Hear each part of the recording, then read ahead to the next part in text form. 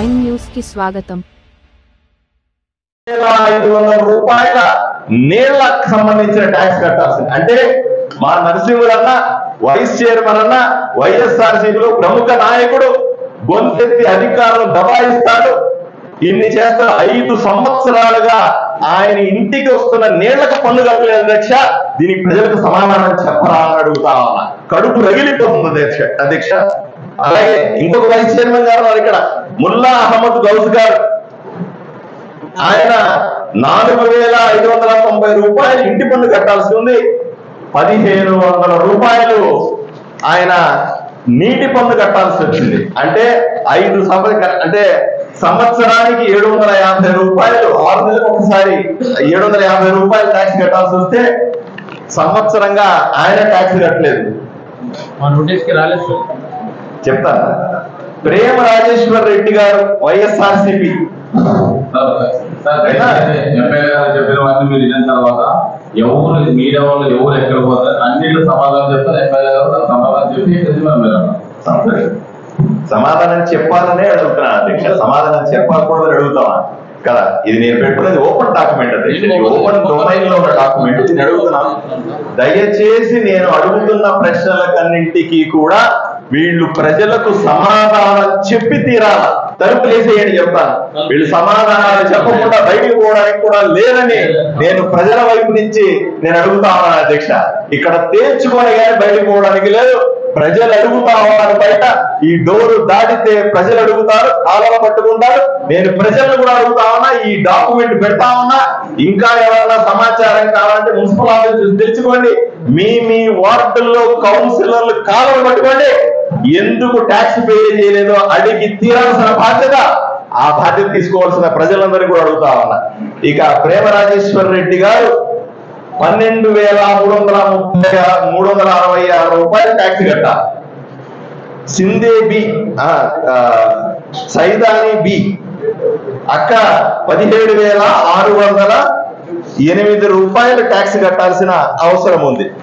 ఇంకో విచిత్రం చూడండి అధ్యక్ష, ఈ ఊర్లో అక్క జీ పద్మ అక్క ఎవరంటే ఈ ఊర్లో పెద్ద మనిషిగా చలామణి అవుతున్నటువంటి రమేష్ యాదవ్ అనేటువంటి కాంగ్రెస్ లీడర్ ఇన్ఛార్జ్ అధ్యక్ష. ఇక్కడ ఆయన గతంలో ఎమ్మెల్యే కూడా పోటీ చేసినారు. ఆయన పెద్ద పెద్ద మాటలు మాట్లాడుతూ ఉంటాడు, ప్రెస్ మీట్లు పెడతా ఉంటాడు. ఆయన సాక్షాత్తు రాసుకోవాలి, సాక్షాత్తు 2,18,526 రూపాయలు మున్సిపాలిటీకి ట్యాక్స్ కట్టకుండా ఎగ్గొట్టినాడు. ఏ మొహం పెట్టుకొని ప్రజలకు సమాధానం చెప్పారు? ఏ మొహం పెట్టుకుని ప్రజల్లో తిరుగుతారు అని సుడిగా ప్రశ్నిస్తా ఉన్నా. ఎందుకు ప్రశ్నించకూడదు అని అడుగుతా ఉన్నా. కూర్చోవాలి. ఆవేశపడితే లాభం లేదు. కూర్చో. నువ్వు మాట్లాడినప్పుడు కూర్చో చెప్తా. నువ్వు కూర్చోవాలి. నువ్వు మాట్లాడినంత సేపు నువ్వు మాట్లాడిన సేపు నేను కూర్చున్నా. సమస్య లేదు. ఎట్టి పరిస్థితులు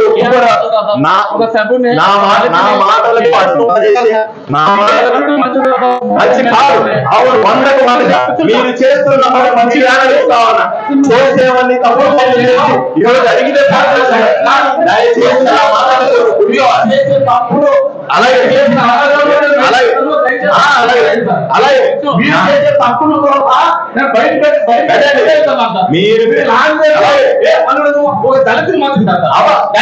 నేను నిన్ను కూర్చోవాలి.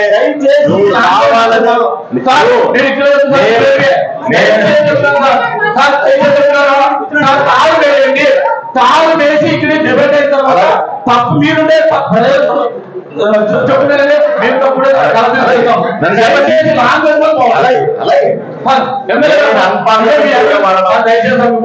నేను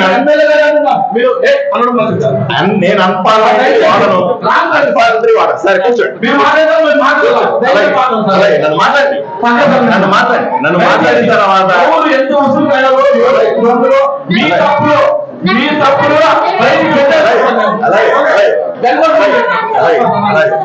అలాగే సభ్యులు సమాధానం చెప్పాలి. కౌన్సిలర్ అనగానే ఇప్పుడు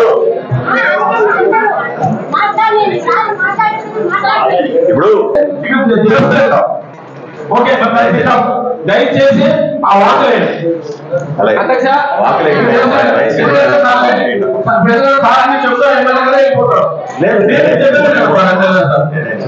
నేను ఎల్లను నేను చెప్పిందని మీరు విన్నప్పుడు మీరు చెప్పిందంతా నేను వినే కదా మళ్ళీ సమాధానం చెప్పుకోవాలి కదా.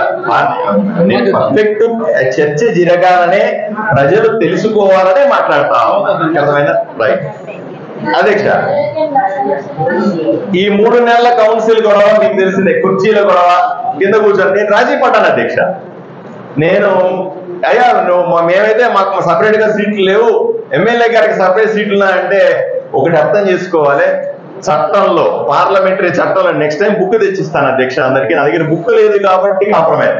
నెక్స్ట్ టైం బుక్ తెచ్చిస్తాను అధ్యక్ష. ఆ బుక్ లో శాసనసభ్యుడికి ప్రత్యేక స్థానం ఇవ్వాలి అని రాస్తుంది అధ్యక్ష. పర్ఫెక్ట్ గా ఉంది చట్టం ఉంది. ఆ చట్టం నాకు తెలిసి కూడా నాకు వేరే సపరేట్ గా చైర్ వేసి టేబుల్ వేసి కూర్చోబెట్టాలన్న చట్టం ఉన్నప్పటికీ కూడా నేను సభను నడపాలన్న ఏకైక ఉద్దేశంతో 3 నెలలుగా సభ నడపట్లేదు.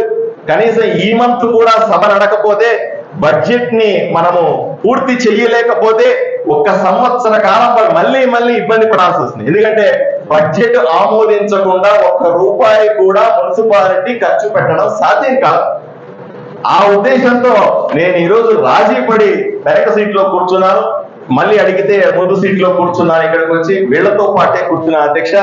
అంతే తప్ప చట్టంలో లేదు. అదే సందర్భంలో మళ్ళీ చెప్తా ఉన్నా, వైస్ చైర్మన్ అనే పదవే రాజ్యాంగ పరిధిలో లేదు అధ్యక్ష. ఆ విషయం మీరు అర్థం చేసుకోవాలన్న. వైస్ చైర్మన్ ఉంటారు, సభ్యులే ఉంటారు సార్. వైస్ చైర్మన్ అనేది అడ్మినిస్ట్రేటివ్ పోస్టే తప్ప పొలిటికల్ పోస్టే తప్ప అది రాజ్యాంగబద్ధమైన పోస్ట్ కాదు సార్. దానికి ప్రత్యేకంగా కుర్చీలు ఉండవు సార్. ఆ విషయం నాకు తెలుసండి. చట్టం నేను చదువుకున్నాను. అయినప్పటికీ కూడా వాళ్లతో పాటుగా కూర్చొని ఈ రోజు బడ్జెట్ ని పూర్తి చేయాలి, ఈ రోజు ఎంతో కొంత ప్రజలకు మంచి చేయాలన్న ఉద్దేశంతో రాజీ పడ్డాలన్న విషయాన్ని అర్థం చేసుకోవాల్సిన అవసరం ఉంది. రెండోది, ఇప్పుడు నేనేం చెప్తానంటే వీళ్ళు చెప్పే మాటలు ఒకటి, చేసే పనులు ఒకటి. అదే చెప్పే మాటలు బ్రహ్మాండంగా చెప్తారు. కొంతమంది విలువైన సలహాలు ఇస్తా ఉన్నారు, నేను రాసుకున్నాను. వాళ్ళు చెప్పినటువంటి విలువైన సలహాలన్నింటినీ కూడా స్పష్టంగా రాస్తాం. దాన్ని అంచనాలు పర్ఫెక్ట్ గా చేస్తాం.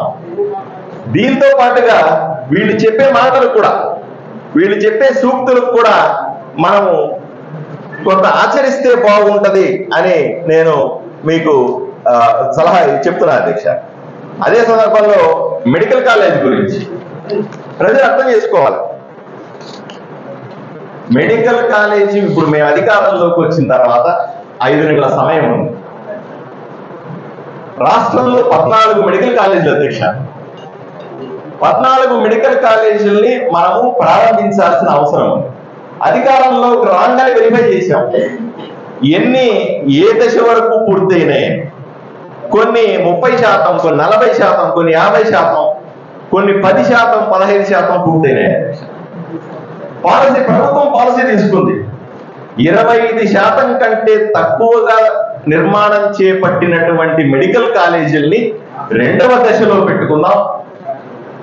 మొదటి దశలో 50% దాటినటువంటి నిర్మాణం దాటినటువంటి మెడికల్ కాలేజీని ప్రారంభిస్తాం అనే ఒక పాలసీ పెట్టుకోవాలి. దాంట్లో 9 మెడికల్ కాలేజీలు 50% కంటే ఎక్కువ మొదలైనవి, ఎక్కువ నిర్మాణం పూర్తయినాయి. వాటిల్ని ఈరోజు ప్రారంభించడానికి అన్ని రకాల చర్యలు తీసుకుంటాం. దురదృష్టం, ఈ దురదృష్టం కూడా కాదు అధ్యక్ష, వైఎస్ఆర్సీపీ పార్టీ చేతగానితనం. జగన్మోహన్ రెడ్డి కనీసం ఆదోనిలో ఉన్నటువంటి వాళ్ళ నాయకుల్ని కానీ అప్పుడున్నటువంటి ఎమ్మెల్యేలు కానీ కనీసం పురమాయించలేనటువంటి దురదృష్టం. ఆదోనికి పట్టిన శని అన్నాడు. అడుగుతున్నాడు, ట్యాక్స్ కట్టిన వాళ్ళకి ధన్యవాదాలు చెప్పమంటున్నాడు. అన్న, ట్యాక్స్ కట్టిన వాళ్ళకందరికీ ప్రత్యేకంగా ధన్యవాదాలు అన్న. ఒక్క నిమిషం సార్, 95లో నేను మార్చిలో కౌన్సిలర్ అయినప్పటి నుంచి సరే, argument కాదు. 2 నిమిషాలు. అది 2 నిమిషాలు అయిపోతే మళ్ళీ మాట్లాడు. ట్యాక్స్ పెండింగ్ పెట్టాం. ఎందుకంటే మేము ప్రజలకి చెప్పేవాళ్ళు, ఉద్యోగస్తులతో మాట్లాడేవాళ్ళు. దయచేసి కట్టని వాళ్ళకి మీరు ఎట్లా చెప్పినారో కట్టిన వాళ్ళ గురించి కూడా చెప్పండి దయచేసి. వాళ్ళు కూడా మీరు కాలర్ పట్టుకొని అంగి పట్టుకొని చెప్పి 90 నుంచి నా record depend up to date tax ఉంది. మరి నా గురించి కూడా 2 నిమిషాలు చెప్పండి. మరి నేను అధికారులు నిలదీసే అర్హత నాకు లేదా? కట్టలేకుండా చెప్తే కట్టే గురించి కూడా చెప్పండి దయచేసి. నామినేషన్ కాదు సార్, నా వైద్య పేరు మీద ఉండే ఇంటికి కూడా పెట్టాను. నా వచ్చే 21 డేస్ 30 డేస్ 15 వైద్య లక్ష్మీదేవమ్మ పేరు మీద కూడా ట్యాక్స్ పెట్టాను. ఎందుకంటే మాకు తెలుసు